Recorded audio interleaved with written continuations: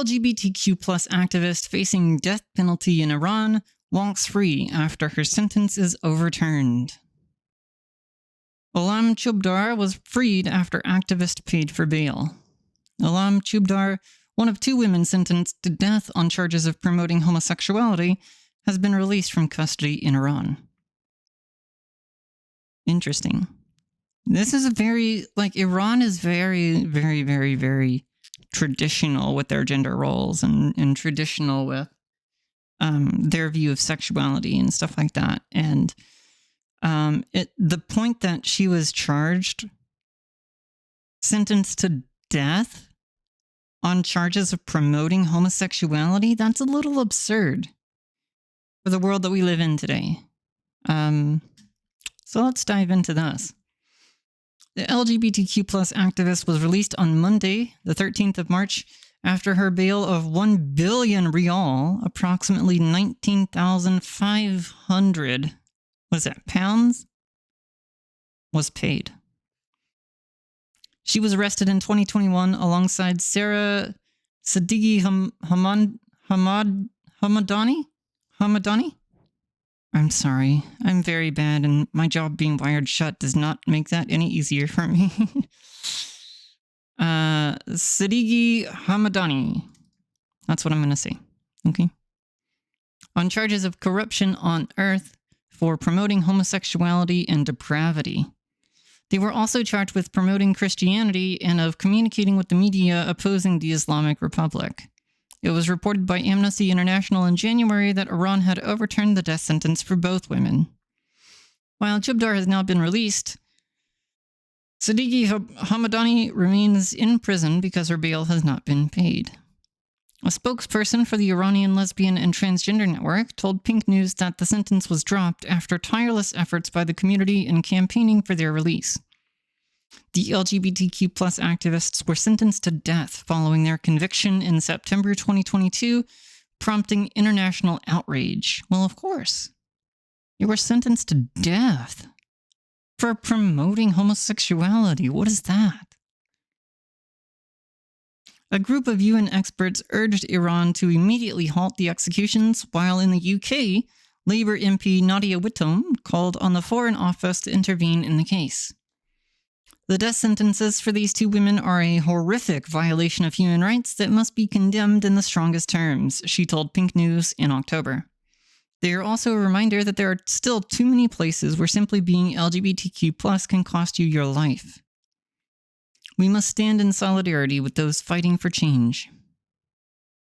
Amnesty International already called the allegations spurious and baseless. Iran is considered to be one of the most dangerous places for LGBTQ+ people in the world. Not only do gay people face the death penalty, but public opinion is vehemently negative towards queer people. As part of the World Values Survey, a poll found that more than 90% of people in Iran think homosexuality is wrong. The equality metric calculator Equidex gave the country an equality score of 6 out of 100. 6!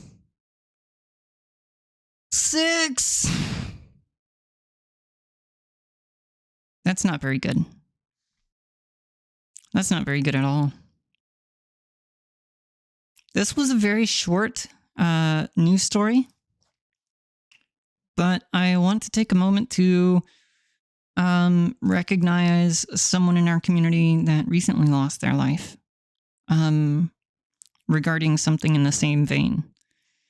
As many of you know, our dear friend Eden Knight took her own life after being forcibly detransitioned by her parents. I'm not going to get too much into her story. There are other people that were closer to her. This is covered on mainstream news. Even other content creators like Vosh and Demon Mama have put out content related to her. I don't feel like I could speak as well as they could, so go watch their content for it. But I do want to take a moment and just recognize her and say her name and take a moment of silence to remember her by. Okay. So if we could all just take a deep breath Let's remember Eden for the kind of person that she was. And just take a moment of silence in her honor, okay?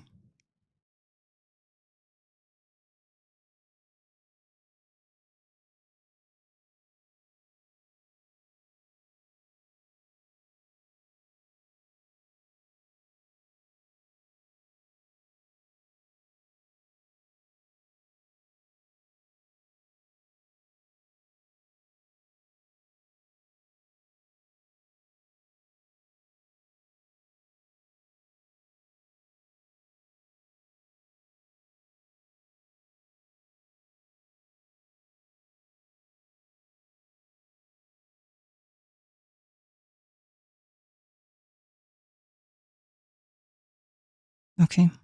Thank you. Thank you for doing that with me. We love you, Eden. We miss you terribly.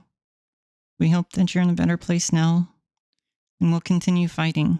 Your struggle is our struggle. And we will make this world a safe place for all trans people, okay? All right. Getting tingly. Yeah, that's right. Hashtag justice for Eden. Her name was Eden. That's right.